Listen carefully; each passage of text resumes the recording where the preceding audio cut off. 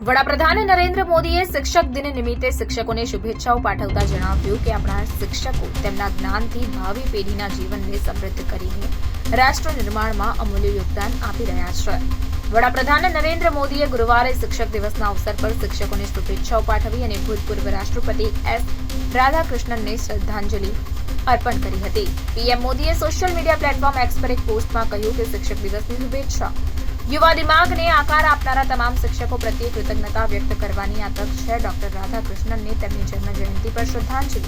વડાપ્રધાને વધુમાં કહ્યું કે વિદ્યાર્થીઓને જ્ઞાન અને માર્ગદર્શન આપીને તેમના જીવનને ઘડવામાં શિક્ષકોની ભૂમિકા ખૂબ જ મહત્વપૂર્ણ છે અને તેઓ રાષ્ટ્ર નિર્માણમાં અમૂલ્ય યોગદાન આપી રહ્યા છે.